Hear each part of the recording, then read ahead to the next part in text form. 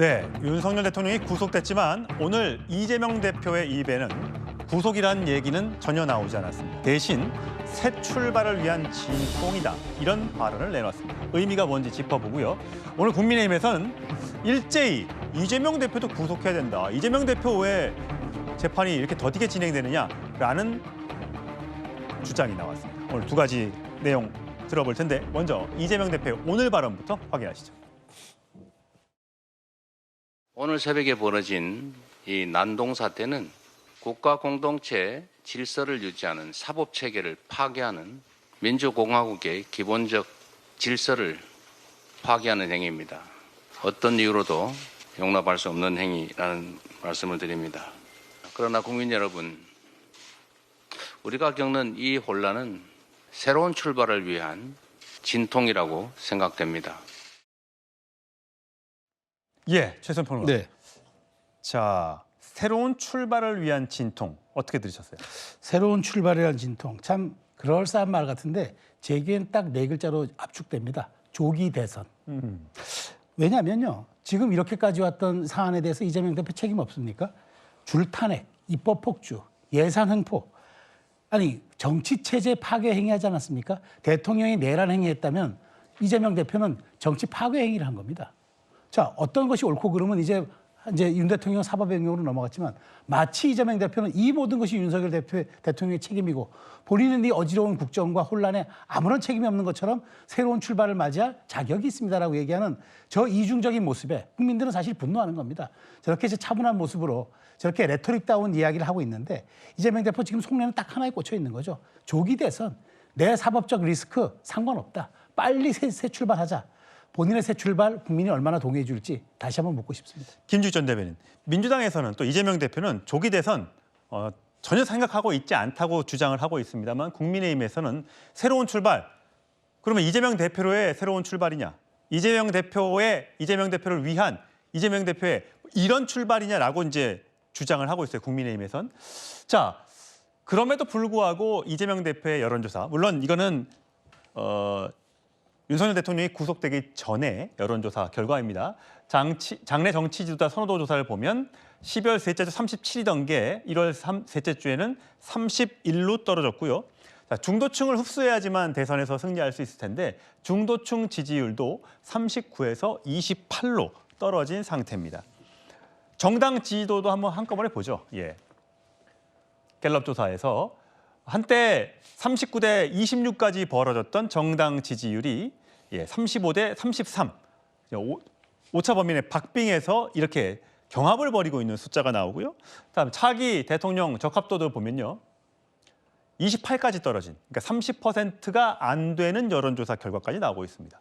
자, 이런 숫자들, 물론 여론조사는 오르락 내리락 하는 것입니다만 이런 숫자들에 지금 최수영 평론가가 얘기했던 것처럼 민주당의 잘못은 없는 것이냐, 이런 것들이 작용했다라고 보고 뭔가 대책을 마련하고 있는 겁니까?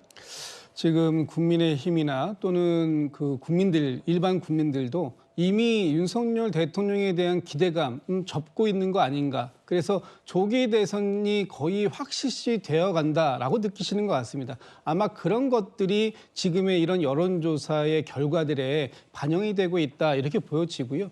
물론 민주당에서 일부 좀 강경하게 하시는 분들에 대한 또 그런 전략, 이런 것들에 대한 피로감 느끼는 분들도 계실 수 있습니다. 또 그 부분에 대해서도 민주당에서도 국민들에게 해야 할 부분은 따박따박 하는 모습을 보여드려야 되기도 하지만 또 한편으로 보면 앞으로 언제 있을지 모를 그런 대선이 만약에 생긴다고 한다면 또 중도층을 흡수해야 하는 또 과제도 민주당이 갖고 있는 것도 사실입니다. 그렇죠. 그렇지만 지금 이 단계에서 어떤 대선, 조기 대선만 염두에 두고 행보할 수 있는 것은 아니고 저희가 국민들로부터 부여받은 그런 또 기대를 받고 있는 이런 부분에 대해서는 따박따박 하는 모습을 보여드리는 것이 중요하고, 지금 가장 크게 해야 할 부분은 이번 12.3 비상계엄 내란 사태와 관련해서 처벌받아야 될 사람들에게는 확실하게 처벌이 있어야 된다는 것이고, 진상을 규명해야 되는 부분에 있어서 머뭇거림이 없어야 된다는 부분도 저희가 갖고 갖고 있는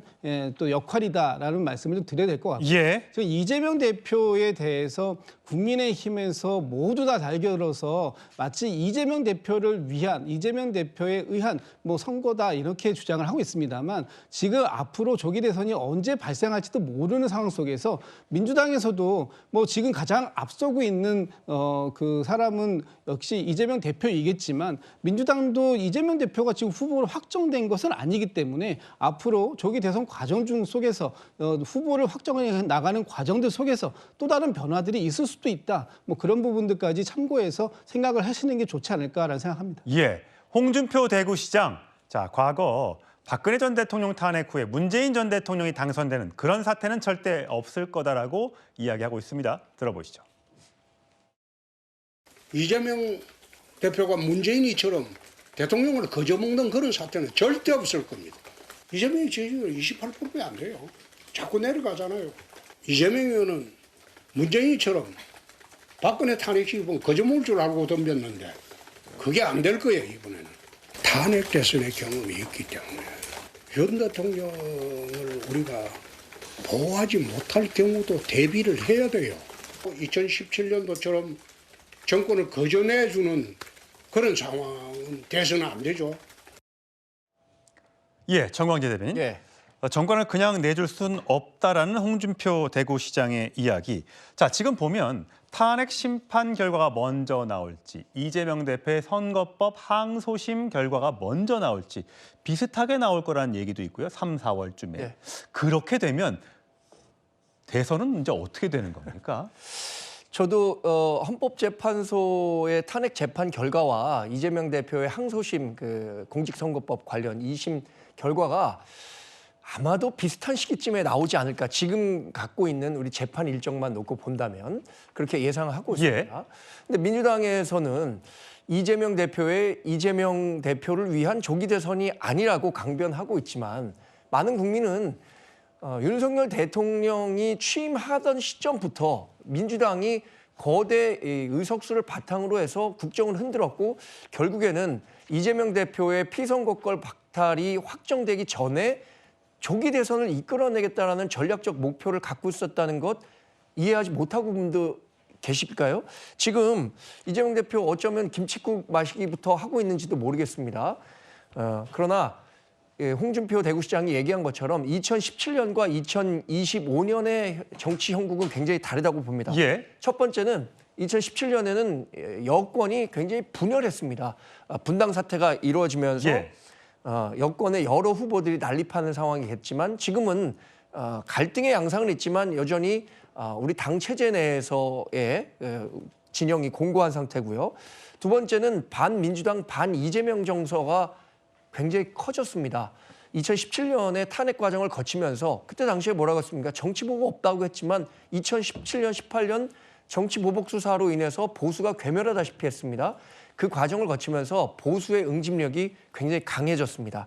그렇게 본다면 이 탄핵에 대한 부작용, 또 이재명 대표의 민주당과 이재명 대표가 맞는 대한민국에 대한 위기감을 바탕으로 봤을 때는 다음 선거가 만약에 조기에 치러진다고 하더라도 2017년과 같이 보수 진영 전체가 힘 한 번 못 쓰고 붕괴되는 그런 일은 없을 거라고 예상하고 있습니다. 그렇군요.